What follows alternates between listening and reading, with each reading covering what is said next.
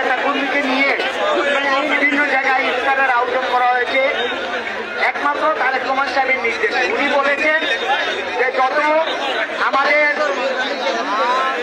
Word, union, থানা, উপজেলা সকল পর্যায়ে, পৌরসভা সকল পর্যায়ে সাধারণ মানুষকে নিয়ে ইফতার করার জন্য আমি আজকের এই ইফতার মহফিলে কমলগঞ্জ পৌর এবং কমলগঞ্জ সদরের আয়োজনে আজকের এই ইফতার মহফিলে উপস্থিত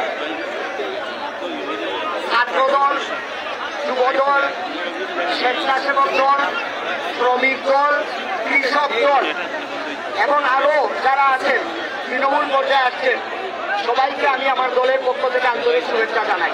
সম্মানিত নেতৃবৃন্দ, আজকের এই অনুষ্ঠানে শ্রীমঙ্গল থেকে আমার অনেক নেতাকর্মী এসেছেন। আমি আর আলাদা করে নাম বলবো না, শ্রীমঙ্গল থেকে যারা আসছেন তাদেরকে আমি আন্তরিক শুভেচ্ছা জানাই।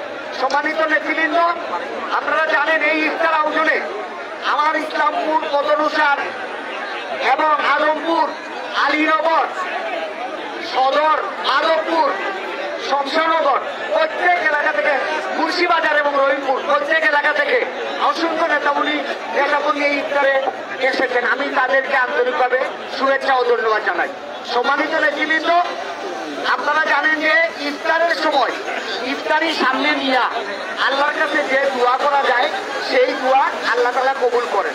তো সেই হিসাবে আমরা যে মূল দোয়াটি করব, আমাদের নেত্রী বেগম খালেদা জিয়া যাতে সুস্থ হয়ে আমাদের মাঝে ফিরে এসে রাজনৈতিক কর্মকাণ্ডে অংশগ্রহণ করতে পারেন সেই জন্য আমরা দোয়া করব।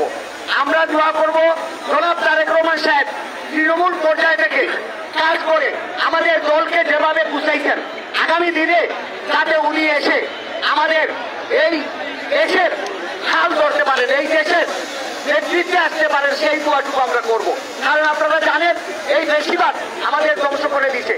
এই সময় যদি আমরা তারেক সাহেবের নেতৃত্ব পাই, এই নেতৃত্বে যদি মানুষ যদি একটা নির্বাচিত গভর্নমেন্ট হিসেবে তারেক সাহেবের নির্বাচিত করতে পারে, আমাদের দল বিএনপিকে নির্বাচিত করতে পারে, তাইলে দেশের পরিস্থিতি অনেক উন্নতি হবে, অনেক ভালো হয়ে যাবে। বর্তমানে আপনারা দেখছেন এই তত্ত্বাবধায়ক সরকার নির্বাচিত গভর্নমেন্টকে শুধু দেরি করতে চাল বাহানা করতেছে।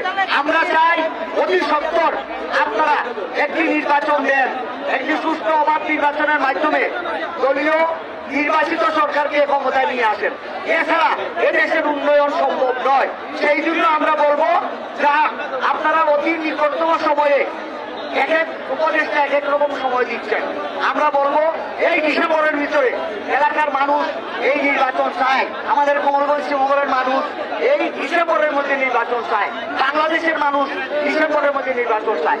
এই ডিসেম্বরের নির্বাচন হইলে দলীয় সরকার আসলে আমাদের শান্তি শৃঙ্খলা